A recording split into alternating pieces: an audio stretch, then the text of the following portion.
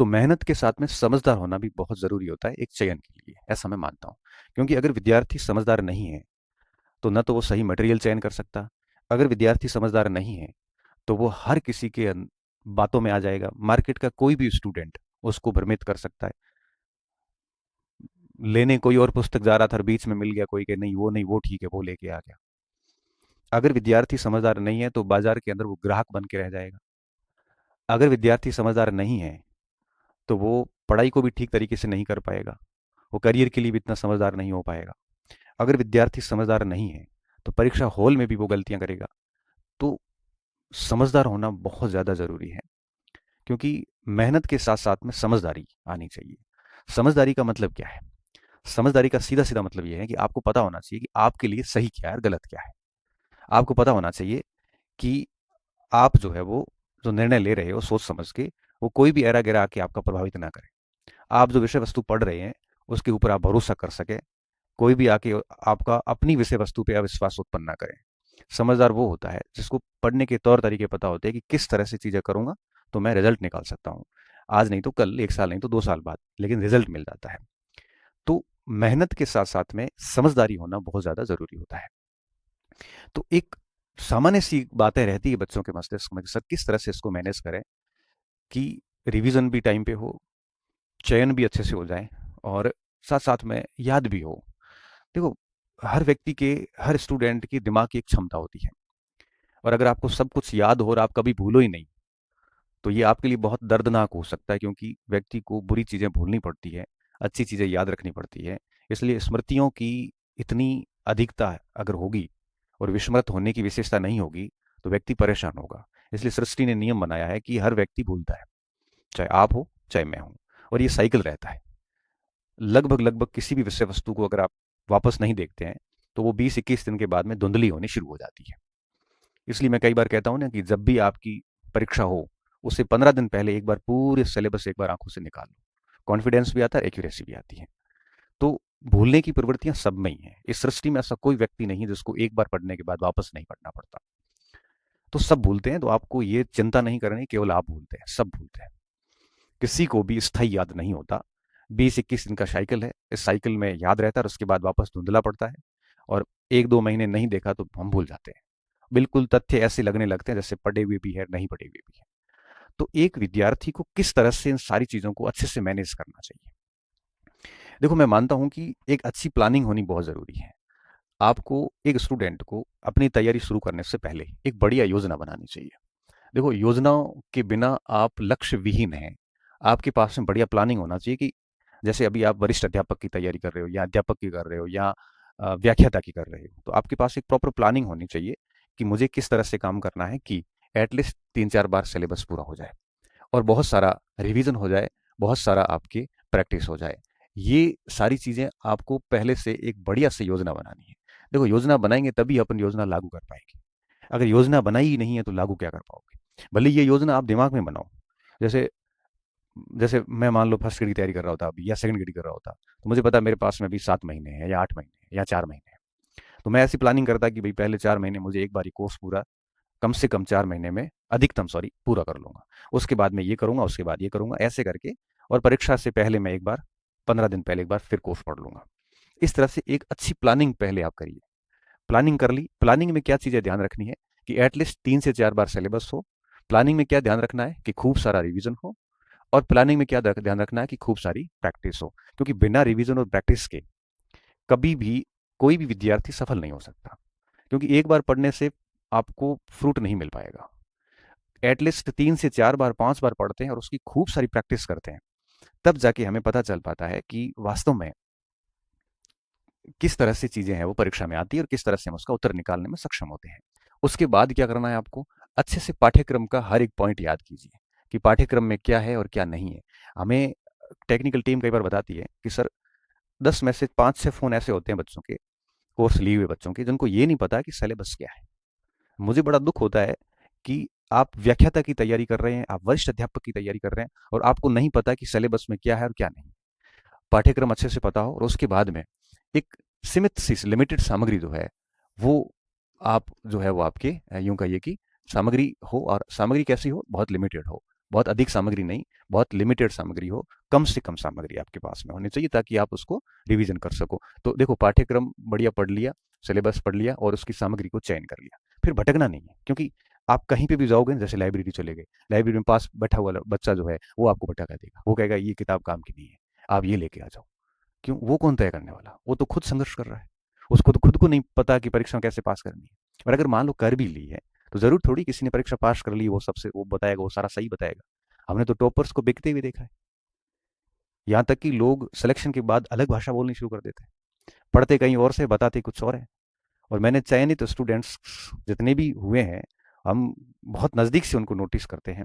हम देखते हैं कि पढ़ क्या रहे होते हैं, नौकरी के बाद वो क्या अलग ही बताते हैं। तो क्यों भरोसा करना किसी के ऊपर? आपने अगर सामग्री अपनी चयन कर ली है, तो उसको भगवान मानिए और उसके ऊपर आप अंधे तरीके से लग जाइए। फिर अगर आप डाइवर्ट होते हैं, कोई भी आके लाइब्रेरी में आपके सहपाठी आपको डाइवर्ट कर रहा है, तो फिर हो गया काम, आप परिपक्व और समझदार विद्यार्थी तो नहीं है। ये कर लिया, उसके बाद क्या करना है? फिर उसके बाद इस योजना को लागू करना है, और इतना तरीके से करना है कि आपकी योजना जो है वो ढंग से लागू हो। और अगर ढंग से योजना लागू हो गई, परीक्षा तक लगे रहना है, तो निश्चित तौर पे आप सफल हो जाओगे। और जितना इस मार्केट से दूर रहेंगे, उतना आपको फायदा होगा। अब इन सब चीज़ों के साथ साथ में और क्या बातें ध्यान रखनी है, ये तो आपको करना ही है। इसके अलावा हर दिन जब प्लानिंग करो, तो हर दिन कौन सी और बातों को ध्यान रखना है। जैसे आ, सबसे पहले होता है पाठ्यक्रम को पूरा पढ़ना, पाठ्यक्रम पूर्ण करना। लिमिटेड सामग्री से आपने पाठ्यक्रम पूर्ण किया, आपके दिन का हिस्से में कम से कम पाठ्यक्रम पूर्ण करना, ये तो होना ही चाहिए। अब जैसे सुबह उठे, 5-6 घंटे आपने बढ़िया से सिलेबस पढ़ा, अब एटलीस्ट दिन में 1-2 घंटे प्रैक्टिस होनी होनी चाहिए। हर दिन पाठ्यक्रम पढ़ने के साथ साथ 1-2 घंटे, एटलीस्ट 1-2 घंटे प्रैक्टिस होनी चाहिए। इस हेतु आपको क्या करना है? पीवाई क्यूज ले आओ, बहुत सारे प्रीवियस ईयर्स क्वेश्चंस जितने भी आते हैं मार्केट से ले आओ। और हर दिन एटलीस्ट 1-2 घंटे आपको क्या करना है? एक एक प्रश्न लिया और उसके ऊपर एनालिसिस करना है। देखो, सॉल्व नहीं करना, एनालिसिस। एनालिसिस का मतलब क्या होता है? एनालिसिस का मतलब होता है कि जैसे प्रश्न आपने पढ़ा, प्रश्न पढ़ने के बाद पहले ऑप्शन मत देखो, आप खुद से आंसर निकालने की कोशिश करो कि इसका उत्तर क्या है। उत्तर निकाला, नहीं निकल रहा है, फिर ऑप्शन देखो। ऑप्शन देखने के बाद दूसरे ऑप्शन पे भी सोचो कि ए क्यों नहीं हो सकता, बी क्यों नहीं हो सकता, सी क्यों है, डी क्यों नहीं हो सकता। इस तरह से चारों विकल्प पे थोड़ा थोड़ा पूरा दिमाग लगाओ आप। तो आप 1-2 घंटे में मुश्किल से 30-40 प्रश्नों को बढ़िया से सॉल्व कर पाएंगे। और एटलीस्ट हर दिन आप में इतना होना चाहिए, क्योंकि जितने अधिक प्रश्नों को आप एनालिसिस करोगे, इससे एक तो आप मैच्योर हो जाओगे, परिपक्वता जैसे अपन कह सकते हैं। आपको पता लगने लग जाएगा कि प्रश्न कैसे आते हैं, प्रश्नों की भाषा को कैसे समझना है, प्रश्नों का उत्तर कैसे निकालना है। आपको समझ में आ जाएगा कि प्रश्न को अटेंड कैसे करना है, कौन से प्रश्न छोड़ने योग्य होते हैं, किस विषय वस्तु से किस जगह जाके आपको पढ़ना है ताकि प्रश्नों का उत्तर अच्छे से निकल सके। आप जितने अधिक एनालिसिस करोगे, उतना आप कंटेंट को ठीक से डाइजेस्ट कर पाओगे कि कौन सी विषय वस्तु अपने पढ़ने योग्य है और कौन सी विषय वस्तु छोड़ने योग्य है। जितना अधिक एनालिसिस होगा, उतना ही आपको अपनी पाठ्य वस्तु के ऊपर या जो आपके पास में आपकी जो सामग्री है, उस पर आपका भरोसा बढ़ता जाएगा। इसलिए कहते हैं कि बहुत ज़रूरी होता है एनालिसिस करना, और डेली 1-2 घंटे। मैं तो कहता हूँ टेस्ट सीरीज इतनी ज़रूरी नहीं है जितना पुराने प्रश्न जो है। पुराने प्रश्न का तात्पर्य ये नहीं है कि फर्स्ट ग्रेड की तैयारी करें तो केवल फर्स्ट ग्रेड है। अरे, पुराने प्रश्न का तात्पर्य ये है, जैसे आप सब्जेक्ट की तैयारी कर रहे हैं, तो उस सब्जेक्ट के जितने भी पेपर है, चाहे यूपी ने लिया हो, चाहे मध्य प्रदेश ने लिया हो, चाहे यूजीसी ने लिया हो, सारे पेपर्स लाइए और उनका एनालिसिस करिए। एटलीस्ट दिन में 1-2 घंटे तो ये काम करना ही चाहिए। जितना ज़्यादा एनालिसिस होगा, उतनी आप में मैच्योरिटी आएगी, उतनी आपकी एक्यूरेसी बढ़िया आएगी, और यही आपको समझदार बनाएगा। बाकी आप मूर्खों की तरह अगर पूरे दिन नोट्स या किताब में पढ़ ही रहे हो, उसकी अगर एनालिसिस प्रैक्टिस नहीं कर रहे हो, तो ये वो बात हो जाएगी कि गाड़ी के सारे नियम आपको आते हैं चलाने के, लेकिन आप ड्राइवर नहीं बन पाओगे। ड्राइवर तभी बन पाओगे जब आप सीट पे बैठ के उसकी प्रैक्टिस करोगे, एनालिसिस करोगे, तब जाके आप ड्राइवर बन पाओगे। स्विमिंग के नियम मुझे सब पता है, लेकिन मुझे स्विमिंग नहीं आती। क्यों नहीं आती? क्योंकि उसकी प्रैक्टिस नहीं है। इंग्लिश की ग्रामर के रूल्स हमें पता है, लेकिन हम इंग्लिश नहीं बोल सकते क्योंकि हमारी वो प्रैक्टिस नहीं है। वो सेम बात यहाँ पे भी लागू होती है। अब क्रिकेट के नियम पता होने से आप अच्छे क्रिकेटर नहीं हो सकते। उसी भांति अगर आपको अच्छा करना है एग्जाम हॉल में, तो पढ़ने के साथ साथ में प्रैक्टिस करना बहुत जरूरी है। और प्रैक्टिस पीवाई क्यूज कीजिए, जितने भी पीवाई क्यूज मार्केट में आते हैं अपने रूम में रखिए, और जैसे ही टॉपिक पूरा हुआ, आप ये काम दिन में, मैंने कहा दिन में 3 चीजें जरूरी है।